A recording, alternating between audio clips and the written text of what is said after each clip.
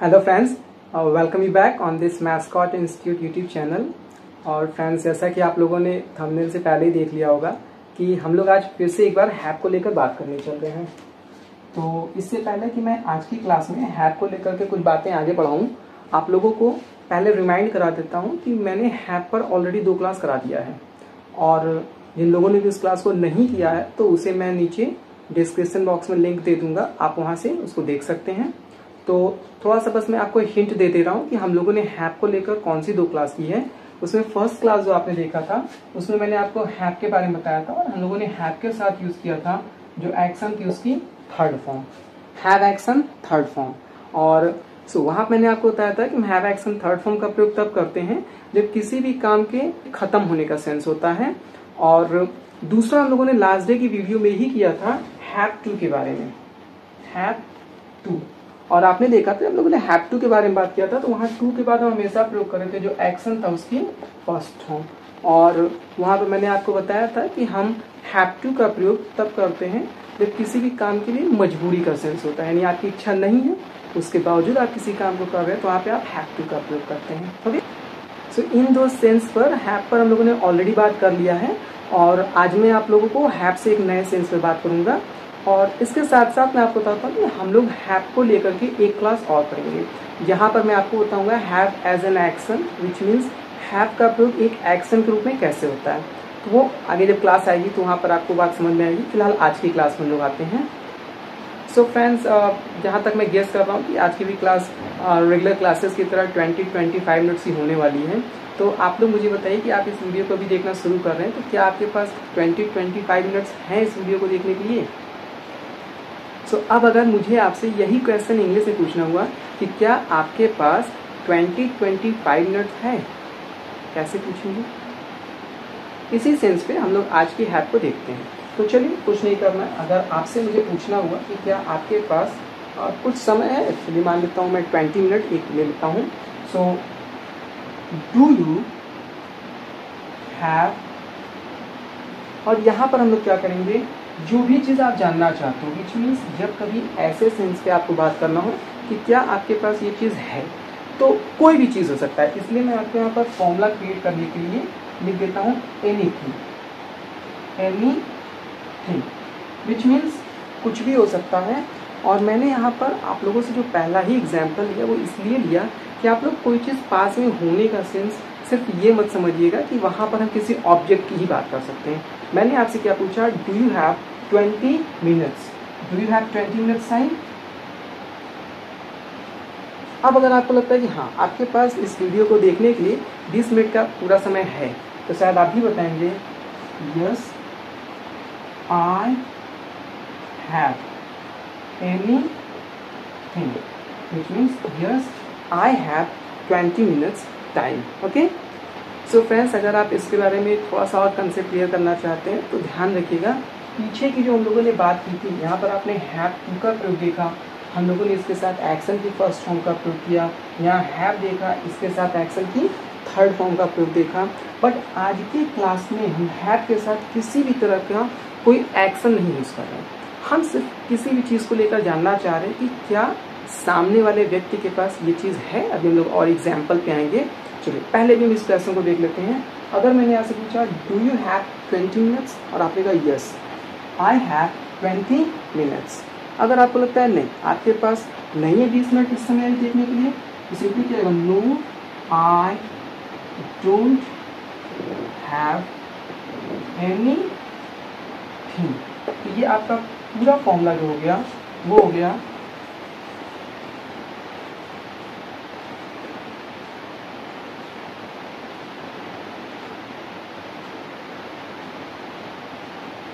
I don't have anything, which means I don't have 20 minutes. Okay?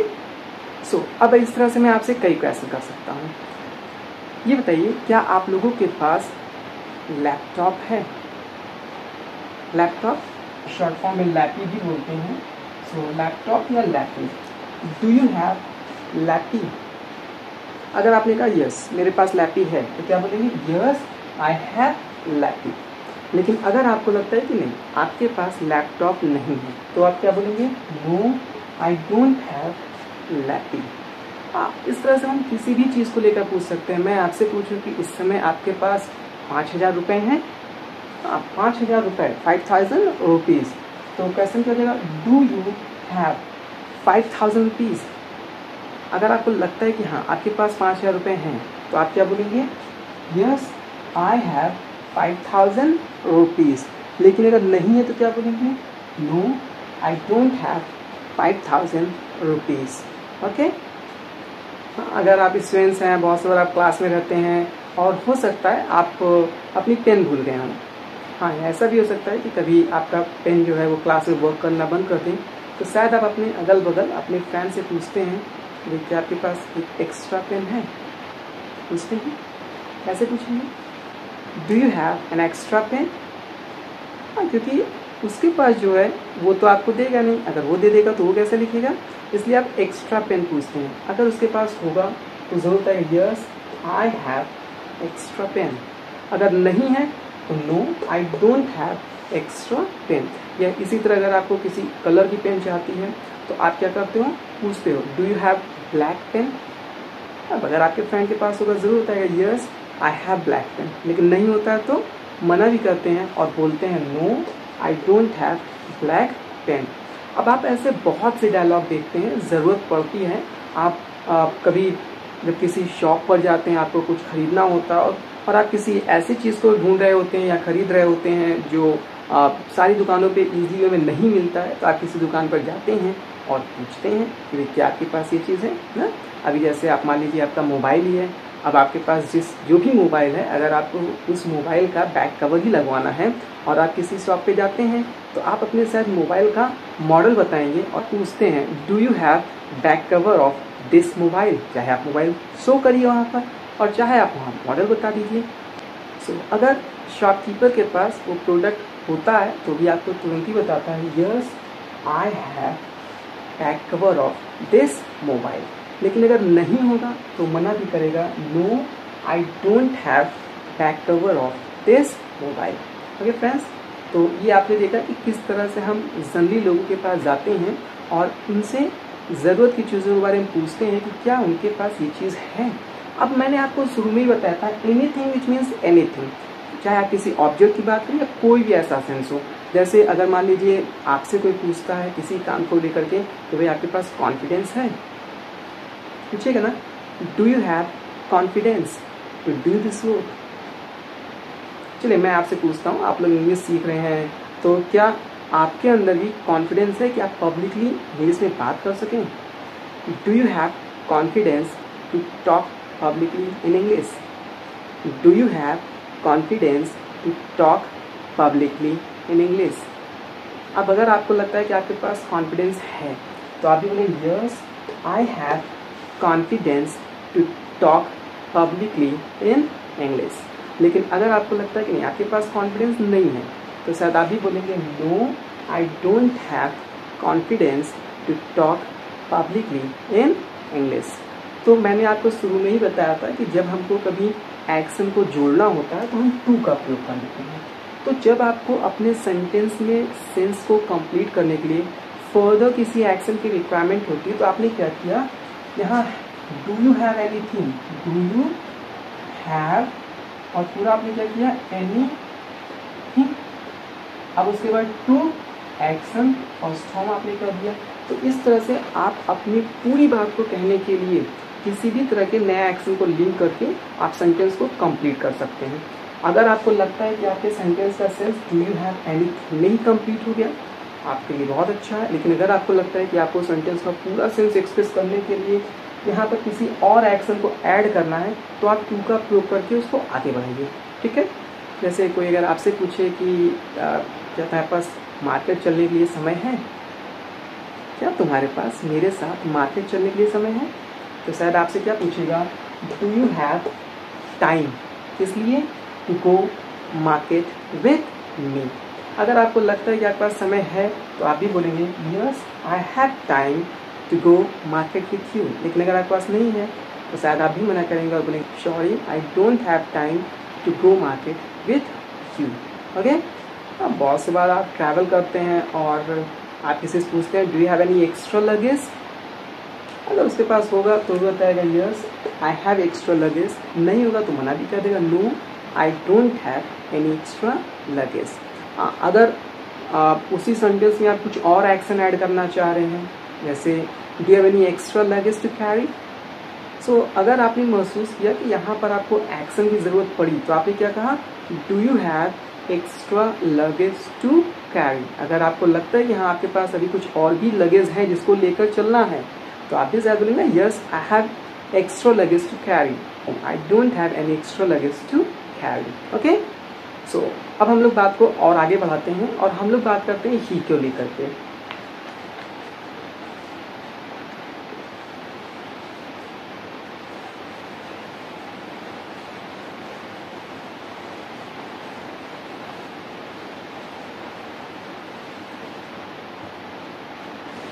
अगर यही बात हम लोग किसी और के लिए करें, और सपोज करिए मैं आपसे पूछूं कि क्या आपके पिताजी के पास कार है। अब आपसे पूछो, अब मैं किसके बारे में पूछ रहा हूँ, पिताजी के बारे में। पिताजी कोई और हो गए तो यानी किसी और के बारे में बात कर रहे हैं हम लोग, किसका प्रयोग कर लेंगे, डज का प्रयोग कर लेंगे। Does he have any. अगर आपको लगता है कि हाँ उनके पास कोई चीज़ है तो यहाँ पे क्या हो जाएगा, यस ही। और मैंने आपको लास्ट डे की क्लास में बताया कि जब लोग हैव की बात करते हैं तो हैव एक एक्शन है, इसकी फॉर्म चलती है। फर्स्ट फॉर्म होता है हैव, सेकेंड फॉर्म होता है हैड, थर्ड फॉर्म इसकी होती है हैड। जब हम इसके आईएनजी फॉर्म की बात करते हैं तो हो जाता है हैविंग, और अगर हम लोग इसके एस या ईएस फॉर्म की बात करते हैं तो क्या होता है, हैज़। तो जब आप यहाँ पे पॉजिटिव सेंटेंस बना रहे हैं तो यहाँ का डस का जो ईएस है वो हैव में आके लग जाएगा और क्या हो जाएगा, has. Yes he has any thing. और अगर आपको मना करना होगा कि उनके पास नहीं है तो क्या हो जाएगा, नो ही डजन।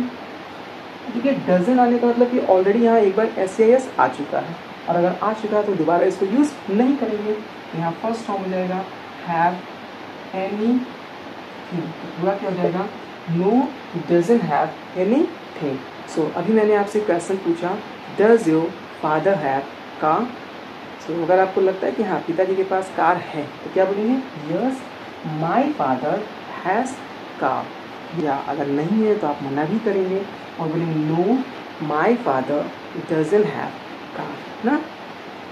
इसी तरह अगर किसी एक्शन को लिंक करके बोलना हुआ, मान लीजिए मैं आपसे पूछूं कि क्या आपके भाई के पास कोई पेंडिंग वर्क है जिसे वो पूरा करना चाहते हो, कोई भी काम जो चाहे ऑफिस का हो या स्कूल जाते हो तो होमवर्क या कोई भी एक्सरसाइज हो, ऐसे कोई भी काम अगर आपको पूछना हुआ क्या देगा, does your brother have any pending work. और मैंने बताया पूरे सेंटेंस से कंप्लीट होने के बाद एनीथिंग के बाद आप टू का प्रयोग लाइए और एक्शन को यूज करिए। So does your brother have pending work to complete. अगर आपको लगता है कि हाँ उनके पास बहुत सारा पेंडिंग वर्क है तो आप कहेंगे yes he has lots of pending work to complete. लेकिन कोई ऐसा पेंडिंग वर्क नहीं उनके पास, no my brother doesn't have any pending work to complete. Okay, so अब मैं आप लोगों से बहुत इंटरेस्टिंग पॉइंट पर बात करने चल रहा हूँ। मैंने आपसे जब फर्स्ट क्वेश्चन पूछा तो लैपटॉप को लेकर पूछा और आपने बताया यस आई हैव लैपटॉप या आई हैव लैपटॉप। बट अगर हो सकता है इसी सेंटेंस को मुझे कहना होता तो मैं थोड़ा डिफरेंट स्टाइल बोलता और आपको बताता आई हैव गॉट अ लैपटॉप। क्या बोलता, आई हैव गॉट अ लैपटॉप। यहाँ पे ध्यान दीजिए, अभी आपने क्या कहा, आई हैव अ लैपटॉप, और मैंने आपको क्या बताया, I have got a laptop. So थोड़ा सा यहाँ पर ध्यान दीजिएगा दोनों के सेंस में क्या अंतर है। अगर आप देखेंगे और इसका हिंदी सेंटेंस बनाते हैं तो इसका हिंदी सेंटेंस बनेगा कि मेरे पास एक लैपटॉप है, और अगर हम इसका हिंदी सेंटेंस बनाते हैं तो इसका हिंदी सेंस भी यही आएगा कि मेरे पास एक लैपटॉप है। अगर दोनों ही सेंटेंस हमको यही बता रहे हैं कि मेरे पास एक लैपटॉप है, तो फिर आप मुझे बताइए कि यहाँ पे ये गॉट क्या कर रहा है, गॉट। ओके, सो चलिए इसको समझने की कोशिश करते हैं। Friends, it's a British style, आप कह सकते हैं कि ये ब्रिटिश स्टाइल है जो पीछे भी आपने देखा कि डू यू हैव एनीथिंग या yes I have anything, I do not have anything, या आपने बात किया डज ही हैव एनीथिंग और ही हैज़ एनीथिंग या he does not have anything. Basically ये क्या अमेरिकन स्टाइल है। अमेरिकन पीपल जब आप जनरली बात करते हैं तो इस तरह से बोलते हैं, लेकिन ब्रिटिश पीपल बहुत सी बार ऐसे सेंस को एक्सप्रेस करने के लिए एक स्लैंग का प्रयोग करते हैं। स्लैंग समझते हैं आप? कभी सुना है आपने इस वर्ड को? ठीक है, स्लैंग का मतलब होता है लोकल लैंग्वेज। फ्रेंड्स, आप किसी भी लैंग्वेज का प्रयोग करते हैं तो आप देखते हैं कि हर लैंग्वेज में कहीं ना कहीं कुछ लोकलिज्म होता है। अर्थात जब आप उस लैंग्वेज का प्रयोग करते हैं तो आप देखते हैं कि उन क्षेत्रों में कुछ ऐसे शब्द या सेंटेंस का प्रयोग किया जाता है कि वो केवल उन्हीं क्षेत्रों में ही फेमस होते हैं। हमारे यहाँ तो आप देखते हैं हर 200 से 250 किलोमीटर जाने के बाद एक भाषा में परिवर्तन आ जाता है और बहुत से ऐसे शब्द या सेंटेंस के प्रयोग किए जाते हैं जो केवल उन्हीं क्षेत्रों में बोले जाते हैं। सो ऐसे आप दुनिया के किसी भी कोने में जाएंगे और किसी भी भाषा को बोलेंगे या सीखेंगे तो आप देखेंगे कि हर भाषा में कुछ न कुछ ऐसे स्लैंग होते हैं जो इतने ज़्यादा पॉपुलर हो जाते हैं कि उस भाषा की स्टाइल बन जाती है। तो ये जो हम गॉट की बात यहाँ पे कर रहे हैं ये एक ब्रिटिश स्लैंग है। ओके, सो इसको थोड़ा सा समझ लेते हैं, फिर मैं आपको इसके बारे में और डिटेल बताता हूँ। देखिए यहाँ पे गॉट क्या है। जब हम गेट की बात करते हैं तो गेट की फॉर्म होती है। गेट फर्स्ट फॉर्म है। सेकेंड फॉर्म की बात करते हैं तो गॉट होता है। थर्ड फॉर्म गॉट होता है और आपने गॉटन भी सुना होगा। तो गेट की जो थर्ड फॉर्म होती है वो गॉट की होती है और गॉटन भी होती है। जब हम गॉट की बात करते हैं तो ब्रिटिश पीपल गेट की थर्ड फॉर्म गॉट यूज़ करते हैं और अमेरिकन पीपल जो होते हैं वो गॉटन यूज़ करते हैं। तो यहाँ पर हैव के साथ थर्ड फॉर्म का प्रयोग किया गया है, आई हैव गॉट अ लैपी। उसका सिंपली मीन है आई हैव अ लैपी। तो चाहे आप बताइए आई हैव एनीथिंग और चाहे आप बताइए आई हैव गॉट एनीथिंग, कोई डिफरेंस नहीं है, एक ही बात है, सिर्फ बोलने का तरीका है। So I have got anything. Okay, हाँ, इन्हीं चीज़ों को अगर आपको मना करना हुआ तो क्या बोल देंगे, आई haven't got anything. I haven't got anything which means मेरे पास ये चीज़ नहीं है। अगर मना करना होगा कि मेरे पास लैपटॉप नहीं है तो क्या बोलेंगे, आई हैवंट गॉट लैपटॉप। और क्वेश्चन करना होगा क्या करेंगे, हैव को आगे कर देंगे, हैव यू गॉट एनीथिंग। जैसे अगर मान लीजिए मैं आपसे पूछूं have you got some loose money, तो शायद आप ही बताएंगे लूज मनी, फुटकर पैसे। अगर आपके पास नहीं बताएंगे yes I have got loose money. नहीं होगा क्या बोलेंगे, no I haven't got loose money. Okay, so friends, ये लोकल लैंग्वेज क्या है, जिसे हम लोग स्लैंग की बात कर रहे हैं वो क्या है, उसे आप बिल्कुल भी कंफ्यूज मत होइएगा। एक प्रैक्टिकल में आप समझने की कोशिश करिए। जैसे सपोज करिए कोई फॉरेनर मेरे पास आए और मुझे कहे कि मुझे हिंदी बोलना सिखा दीजिए। सो बिलीव मी, मैं जितनी अच्छी तरह से इंग्लिश बोलना सिखा सकता हूँ शायद हिंदी बोलना नहीं सिखा पाऊंगा, क्योंकि इंग्लिश सिखाने के लिए कहाँ से स्टार्ट करना है, कैसे सिखाना है, किस कॉन्सेप्ट को बताना है और किस तरह से चीज़ों को एक प्रैक्टिकल वैल्यू में क्रिएट करना है, इन चीज़ों को मैं बहुत बेहतर तरह समझा सकता हूँ। बट अगर किसी को हिंदी सिखाना होगा तो शायद मैं समझ ही नहीं पाऊँगा कि कहाँ से शुरू करूँ, कहाँ ख़त्म करूँ। बट फिर भी मैं वही काम करूँगा जो जनरली इंग्लिश सिखाने के नाम पर आप देखते होता रहता है, क्या, ट्रांसलेशन। सो आप सपोज करिए कि मेरे पास कोई फॉरेनर है और मैं उसे सिखाऊँ हिंदी बोलना, और उस क्रम में अगर मैं उसको एक सेंटेंस इंग्लिश का बोलूँ, please come here, please come here, और मैं उसको हिंदी बताऊँ कृपया यहाँ आइए। अब आप बताइए, उसको बताएंगे तनी यहाँ आवा, बोलेंगे कभी नहीं? क्यों? It's not an official language. ये जब हम बोलते हैं तनी यहाँ आवा, ये हम लोग का क्या है, ये एक लोकलिज्म है, एक बोलने का हमारी भाषा शैली में तरीका है और यही स्लैंग है। सो बहुत सी बार आप देखेंगे कि भाषा में ये जो स्लैंग होते हैं उनको बहुत ज़्यादा इस्तेमाल किया जाता है और वो इतने ज़्यादा पॉपुलर हो जाते हैं कि धीरे धीरे वो एक भाषा की स्टाइल बन जाते हैं। तो इसी तरह जब हम लोग यहाँ गॉट की बात कर रहे हैं तो ये ब्रिटिश स्लैंग है जो इतना पॉपुलर हो गया कि आपको कॉमनली इस तरह के सेंटेंस दिखाई देंगे। सो बिल्कुल भी आप कंफ्यूज मत होइएगा। और जिस तरह से आप लोगों ने यू को लेकर देखा, अगर वही हम किसी और के बारे में बात करना चाहें तो हम क्या करेंगे, आप देख रहे हैं यहाँ पर हम यू की बात कर रहे हैं तो यू के लिए हम हैव का प्रयोग कर रहे हैं, अगर हम किसी और की बात करते हैं तो हैज़ का प्रयोग करेंगे, तो क्या हो जाएगा, हैज़ ही गॉट एनीथिंग। अगर आपको लगता है कि ही के पास वो चीज़ है, सो ही हैज़ गॉट एनीथिंग, और अगर मना करना होगा कि ही के पास नहीं है, तो ये सिंपली क्या हो जाएगा, he hasn't got anything. Okay, so friends, मैं फिर से आपको रिमाइंड करा देता हूँ, थोड़ा सा भी आप कंफ्यूज मत होइएगा। सेम सेंस है, बोलने का दो तरीका है। हाँ, एक ही बात को एक्सप्रेस करने के लिए कभी कभी आप एक से ज़्यादा तरह के सेंटेंस का प्रयोग करते हैं। वही चीज़ है, जब आप इस तरह के सेंस के सेंटेंस बोलने के लिए डू यू हैव एनीथिंग का प्रयोग करते हैं, और आंसर में आई हैव एनीथिंग या आई डोंट हैव एनीथिंग का प्रयोग करते हैं, तो वो आपका क्या है, वो अमेरिकन स्टाइल हो गया। और अगर आप हैव यू गॉट एनीथिंग बोलते हैं, या उसके रिप्लाई में आई हैव गॉट एनीथिंग या आई हैवंट गॉट एनीथिंग बोलते हैं, तो सेम सेंस है, बस अंतर ये है कि पहला आपने अमेरिकन स्टाइल देखा और दूसरा ब्रिटिश स्टाइल देखा। ओके, सो अभी तक हम लोगों ने प्रेजेंट में देखा कि किस तरह से ऐसे सेंस को एक्सप्रेस करते हैं। अब हम पास्ट की बात करते हैं।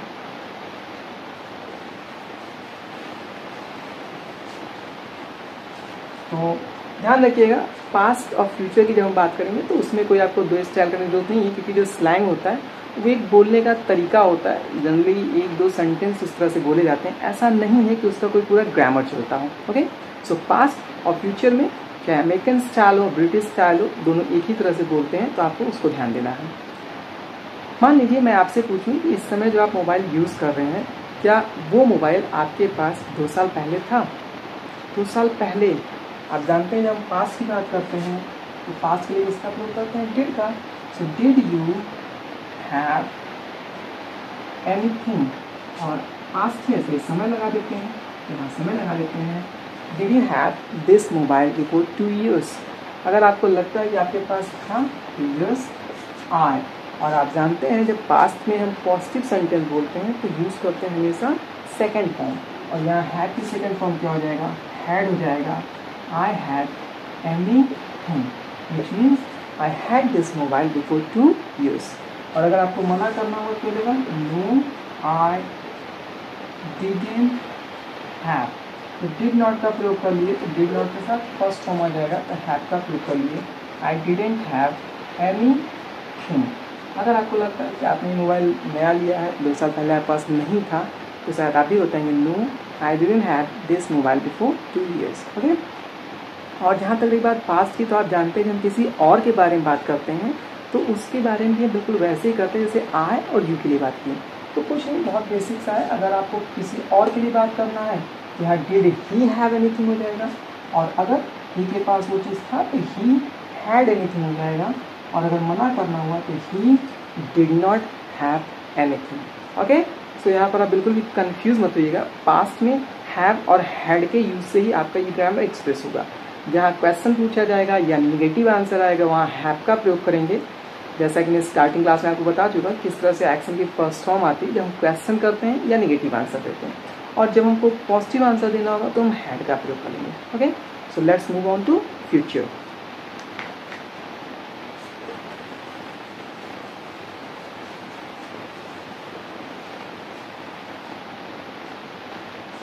सो फ्रेंड्स, अगर मैं आपसे पूछूं कि क्या फ्यूचर में आपके पास इंग्लिश की एक अच्छी नॉलेज होगी, एक अच्छी समझ होगी, फ्यूचर के कैसे प्रयोग करते हैं विल का, तो क्या हो जाएगा, will you have anything, will you have a good knowledge of English in future. अगर आपको लगता है कि हाँ आपके पास भविष्य में इंग्लिश की एक अच्छी समझ होगी, तो आप भी क्या बोलेंगे, yes I will have anything. किसी भी चीज़ को ले सकता है, यहाँ हम एक फॉर्मूले की बात कर रहे हैं। सेंटेंस की बात आई तो क्या हो जाएगा, I will have a good knowledge of English in future. आपको मना करना होगा, आपको लगता है नहीं, आपको नहीं लगता है कि आपके पास कोई भी अच्छी नॉलेज होने वाली है इंग्लिश की, so I won't have anything, I won't have good knowledge of English in future. Okay, so future, अगर आप लोगों ने विल वाली क्लास पढ़ा होगा तो मैंने आपको बताया था कि बहुत बार भविष्य में लेकर हम संभावना व्यक्त करते हैं, जहाँ मैंने 2 सेंस आपको बताए थे। कभी कभी किसी चीज़ को लेकर संभावना बहुत अधिक होती है और कहीं कहीं कम होती है, तो जहाँ अधिक होती है वहाँ मे का प्रयोग करते हैं, और जहाँ कम होता है वहाँ माइट का। सो अगर आपको काफ़ी हद तक ये उम्मीद है कि आप एक अच्छी इंग्लिश बोल लेंगे, आई मे हैव, एनीथिंग। अगर आपको लगता है कि हाँ लग तो रहा है, मुझे उम्मीद तो है कि मैं अच्छी इंग्लिश बोलूँगा, विच मीन्स कि मेरे पास इंग्लिश की एक अच्छी समझ होगी, अच्छी नॉलेज होगी। So I may have a good knowledge of English in future. और अगर आपको बहुत मुश्किल लग रहा है, आपको नहीं लगता, फिर भी थोड़ी बहुत उम्मीद आप लगाए हुए हैं, तो आप किसका प्रयोग करेंगे? माइट का। I might have a good knowledge of English in future.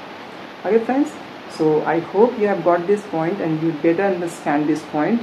And friends, I request you all, as I always do, you must make your own sentences to clear all the doubt of grammar as well as to get command and confidence.